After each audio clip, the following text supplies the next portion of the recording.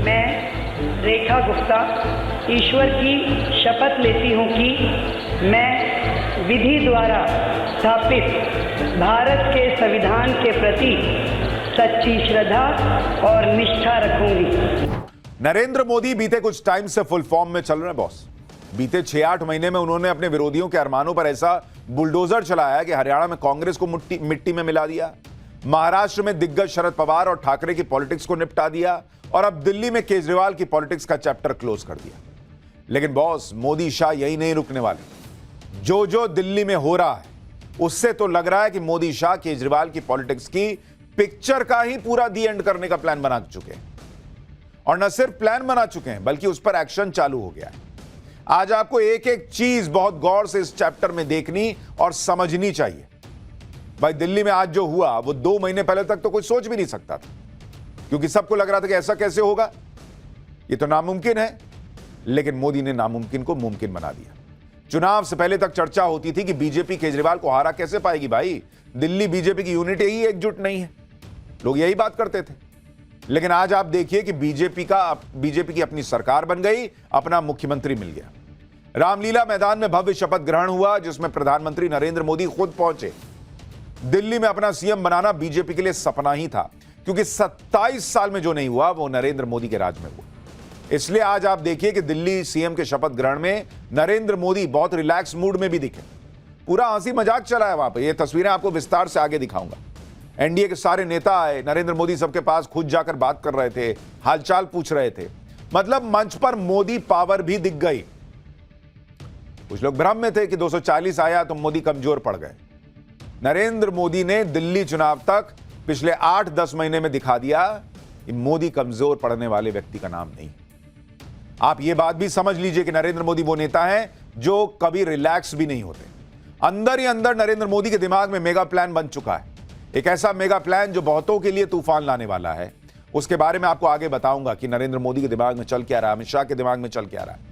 लेकिन पहले यह भी देख लीजिए कि नरेंद्र मोदी ने दिल्ली में अपनी टीम को आते ही कैसे काम पर लगा दिया। नरेंद्र मोदी ने जो टास्क दिए हैं उन्हें पूरा करने में दिल्ली की नई कैबिनेट जुट गई। आज ही शपथ लेते दिल्ली की नई सरकार, नई सीएम, नए मंत्री यमुना तट पर आरती करने पहुंच गए। यानी सबसे बड़ा एजेंडा यमुना है, जिसके लिए केजरीवाल ने कहा था कि यमुना से वोट नहीं मिलते, यमुना से चुनाव नहीं जीते जाते। उस यमुना को नरेंद्र मोदी ने बताया कि भाई हम गंगा मां की पूजा करते हैं, यमुना मां की पूजा करते हैं। आप यह भी देखिए कि दिल्ली में बीजेपी का 27 साल बाद सीएम बना। मौका था जश्न मनाने का, धूमधाम से जश्न मनाने का।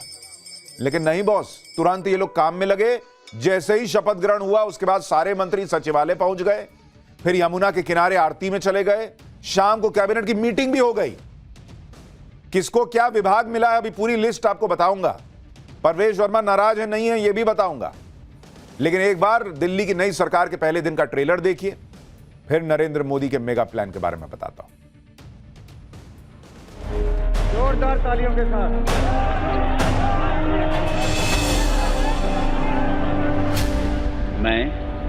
मैं रेखा गुप्ता ईश्वर की शपथ लेती हूँ कि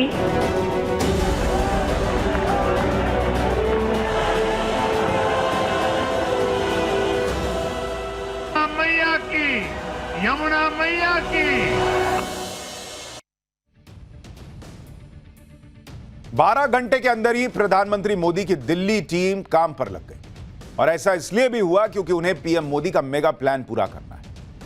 आज शपथ ग्रहण के बाद पीएम मोदी ने इस टीम को अपने साथ मंच पर बुलाया। दिल्ली की मुख्यमंत्री रेखा गुप्ता और दिल्ली के बाकी मंत्रियों के साथ अलग से उन्होंने तस्वीर खिंचवाई। ये देखिए, पीएम मोदी ने खुद सबको साथ बुलाया और मंच पर फोटो ली गई। इस फोटो का मैसेज यही था कि दिल्ली में पीएम मोदी की ही टीम काम करेगी, पीएम मोदी के विजन पर ही काम करेगी। केजरीवाल पूछते थे ना कि दूल्हा कौन है, दूल्हा कौन है। नरेंद्र मोदी ने बता दिया कि दूल्हा कौन, दुल्हन कौन छोड़ो बॉस, ये सब घर का मुखिया कौन ये देखो और वही घर को ठीक करेगा। पीएम मोदी ने मैसेज भी दे दिया कि इस टीम पर भरोसा कीजिए। इस तस्वीर को पीएम मोदी ने भी सोशल मीडिया पर पोस्ट किया और लिखा कि सभी मंत्रियों को बधाई, ये शानदार टीम ताकत और अनुभव का मिश्रण है। ये टीम दिल्ली में गुड गवर्नेंस को सुनिश्चित करेगी। इस टीम को मेरी शुभकामनाएं। जिस टीम पर पीएम मोदी ने भरोसा जताया है उस टीम के हर मेंबर को अपनी अपनी जिम्मेदारी भी मिल गई। जैसे मुख्यमंत्री रेखा गुप्ता के पास वित्त मंत्रालय है, सर्विसेज है, विजिलेंस है, रेवेन्यू और प्लानिंग का मंत्रालय रखा गया है। प्रवेश वर्मा के पास पीडब्ल्यूडी, सिंचाई, flood control, water, gurdwara elections ये है। मनजिंदर सिंह सिरसा के पास industry, food and civil supplies, इसके अलावा फॉरेस्ट एंड एनवायरमेंट प्लानिंग है। कपिल मिश्रा के पास law and justice, labour and employment development, art and culture, language और टूरिज्म। आशीष सूद को home, power, urban development, education, higher education, technical education, training ये सब दिया गया है। और पंकज कुमार सिंह के पास health, transport, information technology. Ravinder Raj Indraj Singh के पास समाज कल्याण और SC/ST मामलों का मंत्रालय रहेगा। यानी खटाखट मंत्रालयों का बंटवारा भी हो गया, मंत्री मुख्यमंत्री सब काम पर लग गए। पीएम मोदी की यह टीम दिल्ली में क्या बड़ा करने वाली है, प्रधानमंत्री मोदी का वो मेगा प्लान क्या है जो अरविंद केजरीवाल की पॉलिटिक्स को क्या खत्म कर देगा, इसके बारे में आज आपको बताता हूं।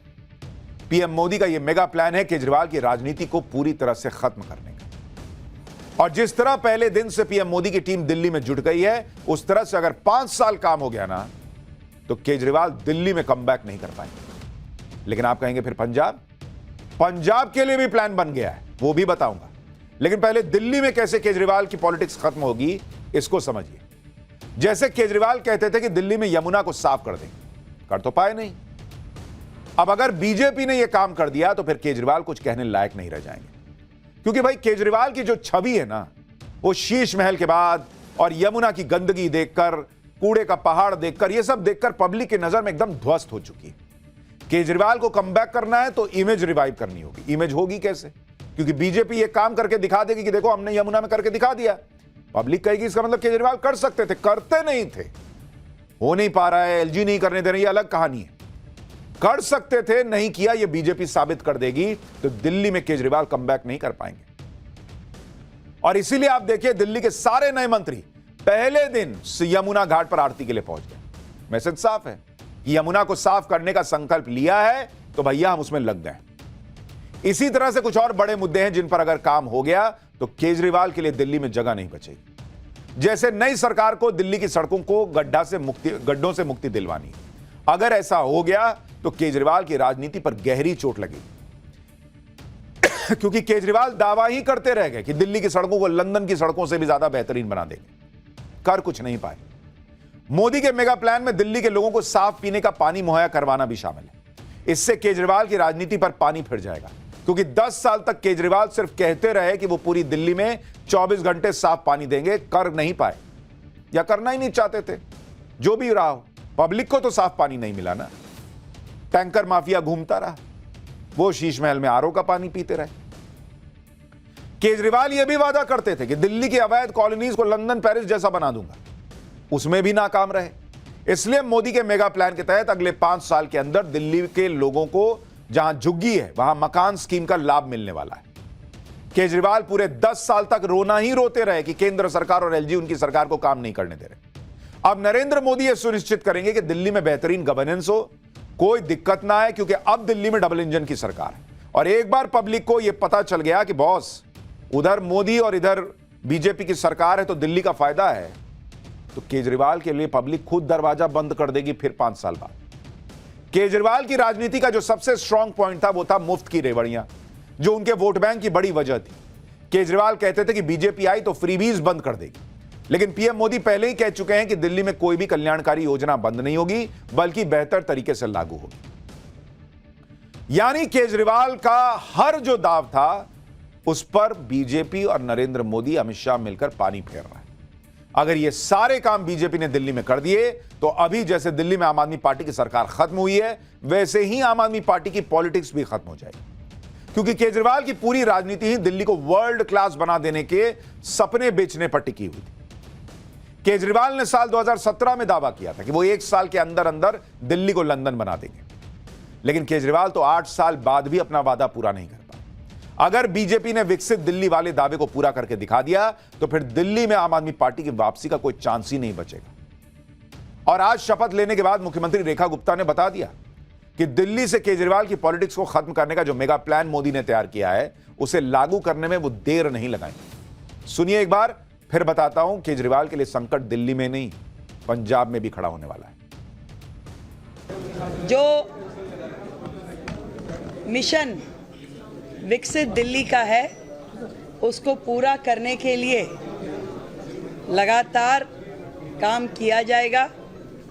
एक भी दिन उसमें से व्यर्थ नहीं होगा और एक एक कमिटमेंट जो हमारी दिल्ली से है उसे पूरा करेंगे। अगर दिल्ली में ताबड़तोड़ काम हो गया तो केजरीवाल की राजनीति अपने आप खत्म हो जाएगी।